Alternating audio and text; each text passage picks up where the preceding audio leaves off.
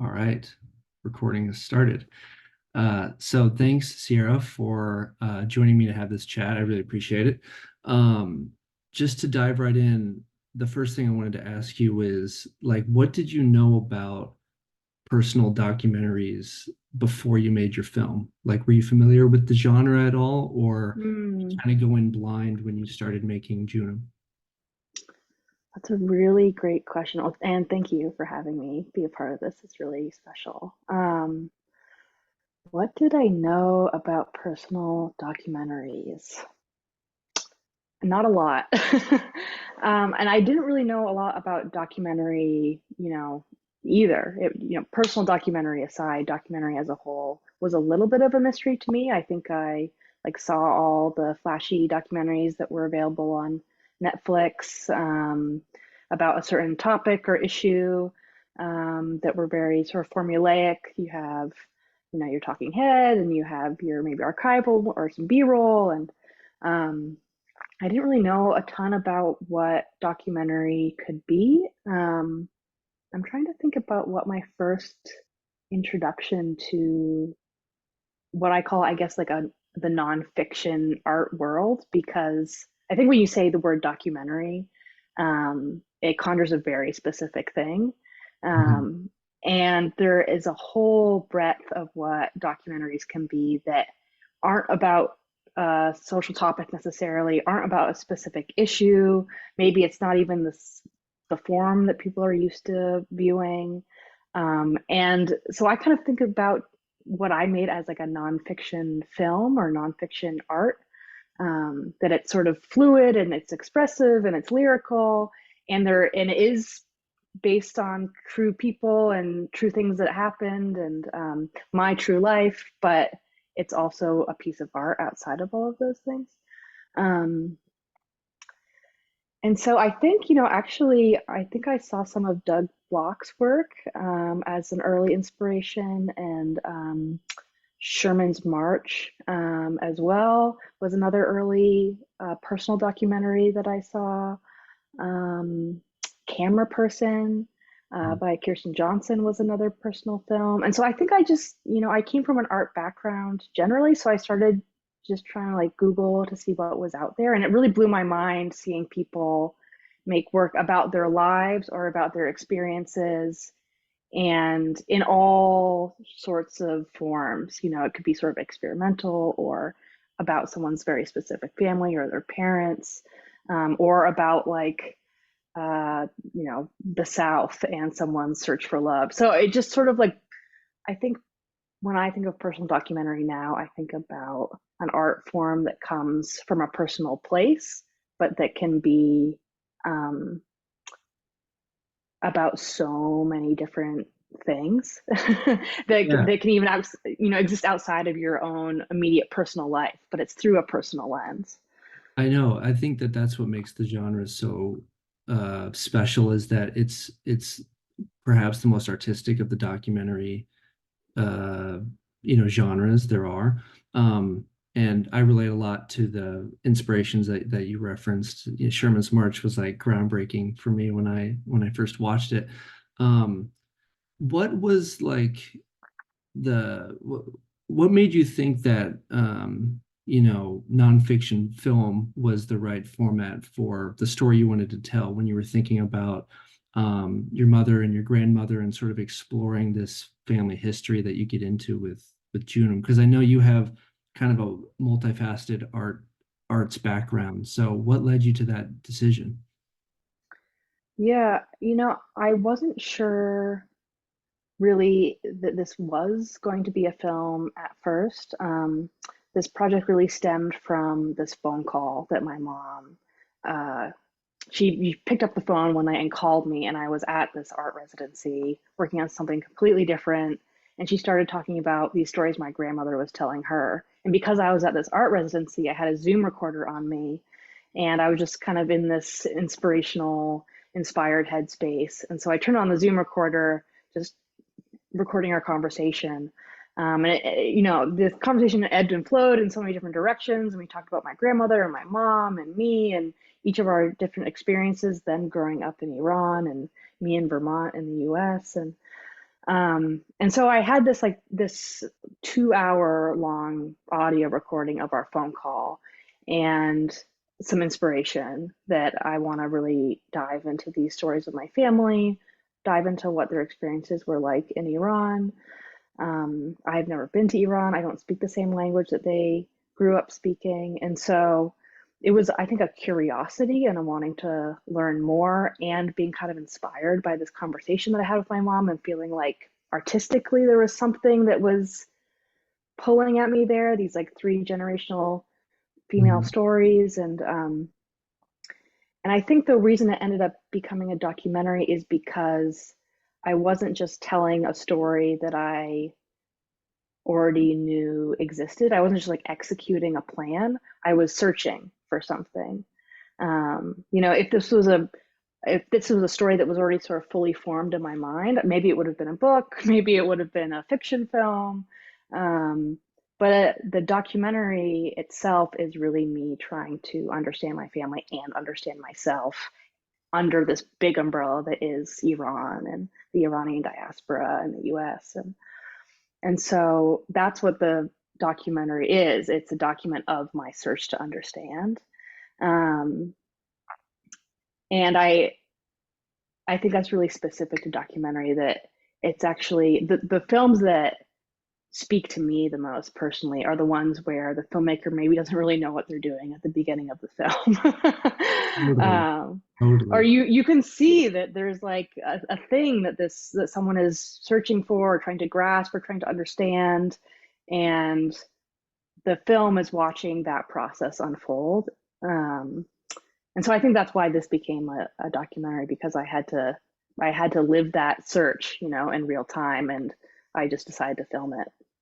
Yeah, totally. That makes so Yeah, much sense. I think the best personal docs are ones that are really grounded in this search because it's what leads to all of the unpredictable, serendipitous events and moments that happen that you can't plan for or forecast. And that's what I think makes the best moments on the medium because that authenticity comes through, right? The rawness comes through.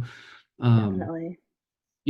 when I was rewatching the film, I was, reminded of how you let the audience in on, the process and just the way that you don't shy away from the way that sometimes you direct your mom or your grandmother in a certain way or comment on a technical aspect. And, it was bringing things back to me about my process and how to direct a film, you have to have a certain amount of assertiveness to get what you want.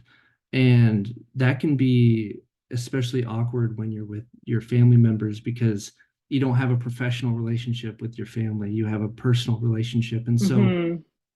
what was it like developing that dynamic of gaining the comfort to be assertive in that way? Because it's in your film, it's a spectrum.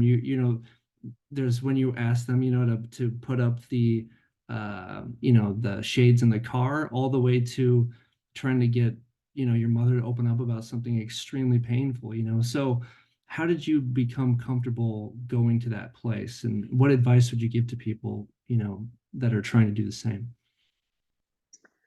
Yeah, that's a really great question. I think some of it was just our natural dynamic with each other. My mom and I have a very casual relationship. We grew up having a very casual relationship. And my grandmother and I didn't. It was a much more formal relationship because we have this massive language barrier. And so it was kind of this caricature relationship where she was a grandma and I was a granddaughter, but we never really got into details at all because we couldn't really talk about the details. And so I think for me in the beginning, it was actually more about trying to be less of a daughter. I went in like really trying, like wanting to be a professional filmmaker and wanting to do things right and get the shots that I wanted. But, I don't think anyone is more triggered by anything than their own family. And so immediately I just fell into the role of a daughter. I was like, I'm an adult, I'm making this film and I've got some grant funding. I'm going to really do this thing. And then instantly I'm just getting annoyed with my mom and, my grandmother. I can't talk and it's frustrating me. And so I think there's something about when you're working on a project that is so meaningful, and personal films are so meaningful because they're personal.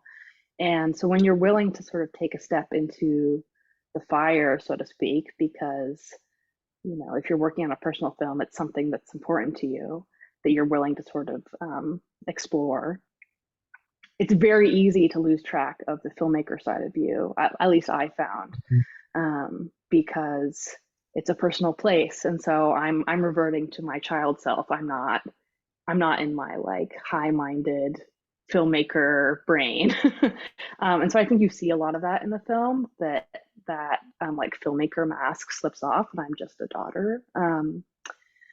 And in some ways, it was definitely difficult for me to ask my mom some of those questions that were more painful for her to relive or talk about, because that isn't the nature of our relationship. And so when in those instances, the camera was actually really helpful for me, because it was like this entity in between us that allowed me to an excuse to maybe ask the things I've been wanting to ask, or a thing to fiddle with if the situation was uncomfortable. Even a really basic, like, okay, I'm going to work on focusing the camera as like a thing to help me like move through this uncomfortable situation. It was almost like a fixation sometimes.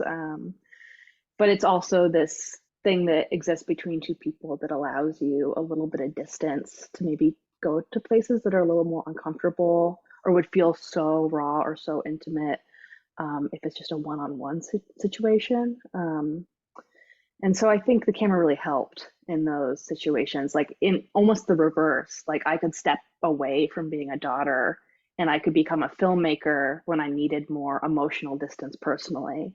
And then you saw the opposite happen. And the opposite happens so much in the film as well. But Yeah, no, I think that's super common for filmmakers to use the camera as that device, to have the courage to ask certain questions and go certain places. Um, you know, there's a feeling in your film that like so much there's so much intimate filming, and I'm wondering like how you balanced the notion of like everything could be filmed. Like when you're making a personal doc, it can be very hard to turn it off, and that can be really taxing on your mental health, because there's blurry lines between what's my personal life and what's my professional life, and it can mm, be exhausting if you beat yourself up about missing a moment that would you're like, oh, that would have been great for the film, or if you're filming something and you're really pushing it and it's like you really shouldn't be. Can you take us back to that place and how you try to consider your own kind of mental health as you juggle that dynamic?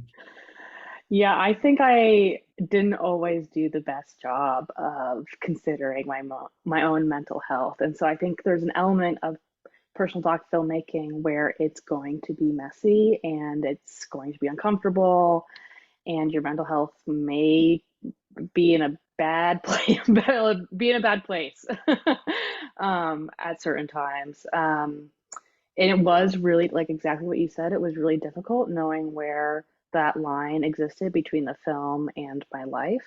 I was also living with my family while I was filming with them, so that was a whole added layer of I'm around them 24/7. I'm filming for the film. I'm also trying to like live a life outside of the film in some semblance, some way.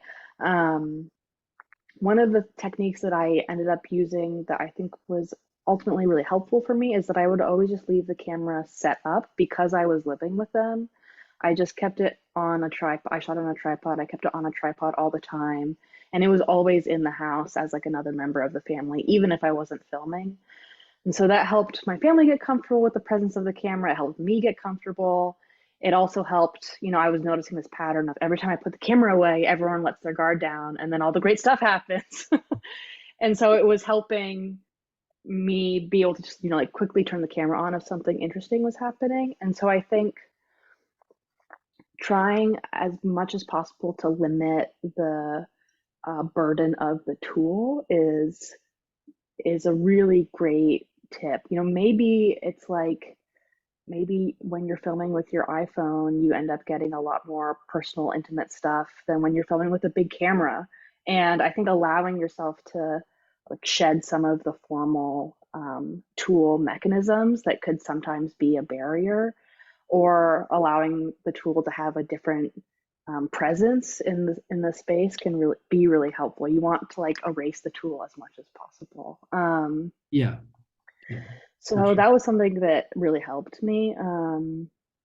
But sometimes I just had to decide that, you know what, this is a really great moment. It would be great to be filmed, but I'm just not going to do it. And that's okay. Like if the thing that you're filming is meaningful, it's going to come through in other parts of the film. And so I think also just like allowing yourself some space and some grace to say, I'm not going to get everything, and that's fine. Um, because it'll be in the other material. And if I experience, because it's a personal film, if I experience something that I don't get, you have the advantage of being able to write a little something about how it made you feel, or record a little something yourself about it, or turn that into the edit because you know it happens, even though it wasn't recorded, you know it happened, and so you get to turn that back into the art itself. So there's so many advantages when you're making a personal film because you can take the project in so many creative directions and you are the source material. And so even if you miss something, you can incorporate how it made you feel in other ways in your project. Yeah, that's such great insight. I mean, I think there's so many creative solutions to problems in personal docs, like because you have so much command of the material as the sort of source material, like you said. Um, it's something I think that's very impressive about your film is that you achieve a certain narrative without the use of voiceover. Particularly transitions in a personal doc can be hard without the voiceover tool. And I'm wondering, was that always something that you wanted to commit to, was to not have this sort of meditative voice come in that's so common in personal docs? Or like, did you decide maybe in the edit that you didn't want to do that? What was the process like figuring out if you wanted to go in that creative direction or not? I always envisioned the film without voiceover. And I think partially I was inspired by a lot of different fiction films as well that I was watching. And so stylistically, I was really moved by some more observational verite docs and just some fiction work that I really admired. And so I always just envisioned the film without voiceover. And then at one point I thought, okay, maybe I really need it. And so I sort of went back and forth of like, should I incorporate this into the film? Should I incorporate voiceover into the film? It's just another tool to use. And so maybe it's needed, and we can explore that. And so we had some cuts that did have voiceover in it, but it never felt true to me. I think it didn't feel like myself. And I don't explain things in words so often.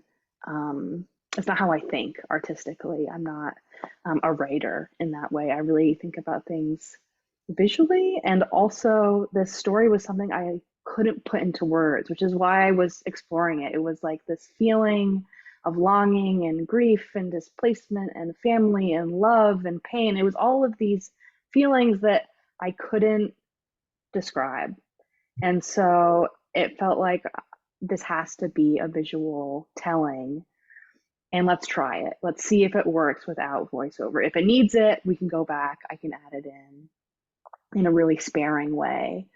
Um, but let's try it without and see if we can get it to work without. And so that was the goal, to give it a shot. And I really looked for other examples of personal work without voiceover, and I couldn't find any. And that's not to say that there isn't, but I really searched when I was making this film for other inspiration source material to look at. And it's really hard to make something personal without explaining things. And you're damned if you do, you're damned if you don't, as a as a personal documentary filmmaker. If you have voiceover in your film, everyone will say, oh, why didn't they go into this other thing, or they explain too much, or I wish they told me more about this. And if you don't, they want, oh, we didn't get as much as we wanted from the filmmaker and their story. I wish they explained something. So I think people are going to critique you no matter what if you have voiceover or you don't have voiceover in your film.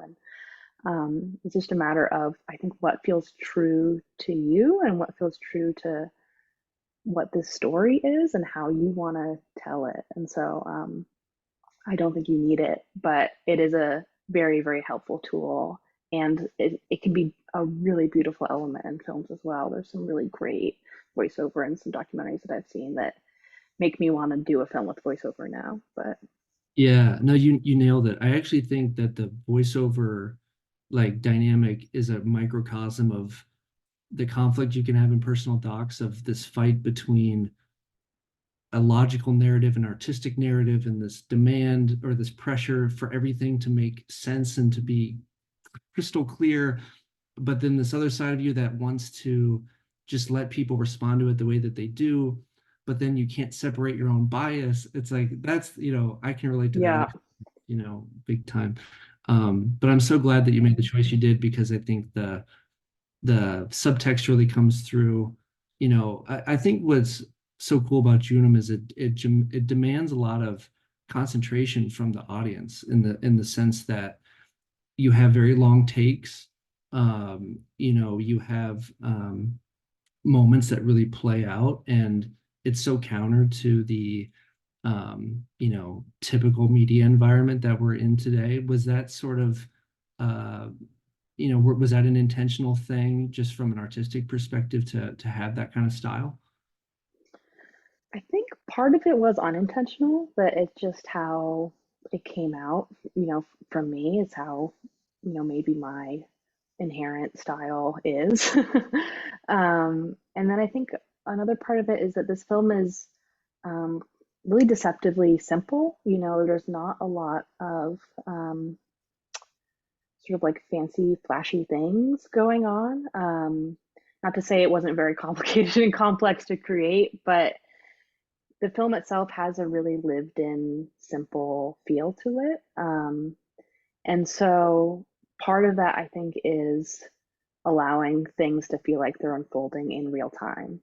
Um, and as soon as we experimented with cutting faster or trying things that felt maybe a little bit more stylized, it just was outside of the language of the film.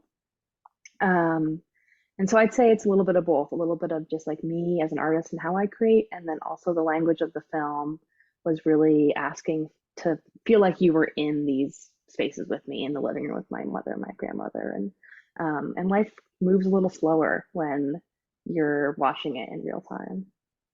Yeah, definitely. And I love the way you shoot Vermont. It reminded me a lot of Nebraska's landscapes. Like Mm, Nebraska has so much flat terrain, so much kind of like rural farmland. So I definitely related to the way that you captured your home in that way, which was really cool. Um, I know that you edited the film yourself and you worked with a consulting editor. For people watching this who may not be able to like afford an editor. I'm curious, like, how did you learn how to edit? Like, did you work on any projects before this to sort of learn the not only the technique but also just like the mechanics of like editing software? Like, what was your experience beforehand?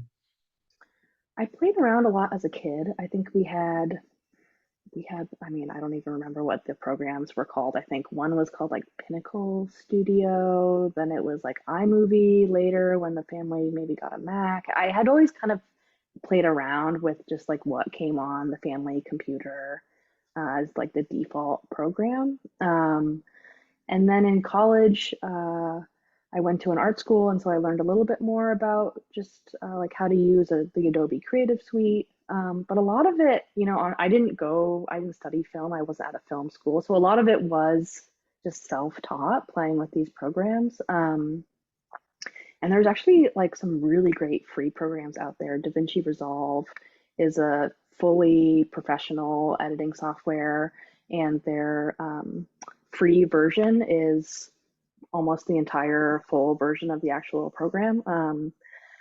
And so now there's very few cost barriers in terms of like purchasing the actual programs. And I think you can learn a lot on YouTube and just learning how to, how to use these programs yourself. I was in so many rooms during the finishing of my film, in the color correction process or doing the sound mix or finishing up the edit, where I was with these professionals who are much more experienced than I was, who were also going to YouTube to look up how to do a certain thing. And it really made me realize that no one knows the official way anything is supposed to be done. Everyone is just figuring it out for themselves, finding their own process that works for them. And that's something that my consulting editor, Maya Daisy Hawk, also really helped me understand. Like, just do what makes sense for you, how you want to make this, and here are a few tips and techniques, but it's kind of just like every editor has their own process, and there isn't one right way that you're supposed to do anything. Um, so sometimes I would just think about it in terms of Instagram. It would really help me. Like if I was gonna have the scene and it was gonna be like an Instagram story, what would the shots be? To just kind of like trick myself into thinking about like really sort of simplify what I was trying to do. Or we would actually, a lot of times we would step away from the computers and my consulting editor and I, or this could be a friend or um, a partner or a family member, just someone you trust. We went on a walk together and we would talk about the project, or we would talk about something that I was mulling over with the film, or talk about a scene that we wanted to have in the film, or talk about my grandmother and something that was really important for the viewer to know. And just through talking, we would tell the story to each other. We're all natural storytellers. We always put things into story format when we communicate with one another as humans. And so having an idea of what the story is, just in a really micro way, like a story that exists in a 2 minute scene, that's part of a much larger film. Then when you came back to the computer to edit, it was like, okay, we know what we're doing. But the editing actually happens in your head. It's what you're trying to say. And the mechanics of, you know, putting it through whatever program you're using is that's the mechanics of it, but the editing is happening in your mind. And so um, I think editing sounds really scary, and like there's one way that all the professionals do it, and if you don't do it, you're going to look like a fool and your film is going to be bad. And that's just not true at all. Editing is just storytelling. And so if you can tell a story to a friend in a conversation, you can turn it into a scene or you can turn it into a film. It's really about clarifying for yourself what you're trying to say and then putting Exactly. it together. Yeah. No, that's so spot on. I think the key to editing is having clarity of vision, really. That's what I've found in my own experience is that when I felt clear about what I wanted to say and what I wanted to use, it comes naturally. It's when you really don't know that you run into issues. But I love to hear how, YouTube was a common solution for you and your collaborator. Everybody. That's how I learned how to use Premiere. And I'm not an editor, but I've, you know, had to use it a lot just to go back and forth with my editors. I So used YouTube today to look up something with Premiere. I mean, also this stuff is constantly changing. There's no way that anyone yeah. can always stay up to date on how you're supposed to do something or what the hotkey is or how to, whatever, all of that technical stuff. It's just like we're all on YouTube watching someone's tutorial. Truly. Yeah, I know. So, I find it super inspiring the way that you really filmed, the movie yourself. You cut the film yourself. So much of this was so artistically driven. But I also know a big reality to getting a film done and finished is to get funding and to get support. And so can you talk about like what your funding journey was like and how you secured some initial funds and also how you were able to get funds to really push it over the finish line? Yeah, funding is a huge part of the process. And most of my time was spent on fundraising for the film throughout every stage. So our film or my film is completely grant funded. So we didn't take any, private investors that wanted their money back. We didn't partner with a studio in any sort of way. All of the money came from mostly film foundations or organizations whose goal is to give grants to filmmakers who are working on, depends what organization this is, but some places want to give money to first-time filmmakers or filmmakers of color or female identifying filmmakers, or there's all these different organizations out there that have different mandates for the type of work that they want to support. Just is it an environmental film? Is it a personal film? And so I had someone tell me about a place called Points North, which is run through the Points North Institute at the Camden International Film Festival in Maine. And they do this program, I think it's called the Points North Pitch, where they bring 4 or 5 filmmaking teams out and you pitch your film on stage to a bunch of gatekeepers, industry people that have the ability to give you some funding. So that was the very first thing that I did with this film. You can apply online, it's free to apply, it's an open application. You have to fill out like a written application that includes, your like 1 or 2 sentence explanation of what your film is, a summary, a little bit about you, about what you were envisioning for your project, and then like a 2 to 3 to 4 minute teaser or sample. And I hadn't started filming yet at all. I had home video. I had that phone call that I talked about earlier with my mother. And then I took some things again off of YouTube that weren't mine, just some archival material out of Iran, some another animator's work that I was very clear was not my animation, but is this type of style that I would want to use in the film. At that point, there was an animated portion of the film. There isn't in the final product. And so I just created something, having not even begun the film, to show kind of this is the idea, these are the themes, these are the people that this film is about. And I applied and got into this pitch. And that's what really opened the door to all these other funders, places like Tribeca and the Ford Foundation and Catapult Film Fund, all these film foundations out there that are out there to give, anywhere from 10 to 50 to 100 to $300,000 size grants to filmmakers to complete their films. This is money that you don't have to give back. I had no idea that this was a thing, and it really blew my mind realizing that there are people out there that would give you money to just make art. It was like totally mind blowing to me. But there's something that that would be helpful to look up called the documentary core application. You can just Google it, it's online. And almost all of these grants or organizations use that like common app in all of their grant documents. And it really helps, like the questions that they ask really help clarify what you are making a film about. It sort of helped me clarify my vision. But it's really a matter of getting that first foot into the door and that first sort of like stamp of approval by one of these institutions to help open that doorway to other funding opportunities. And grants are a really great way to go for a personal film because you don't have to compromise your vision. There's no one giving you notes that you have to take. You can move at your own timeline. There's no set deadlines besides your own.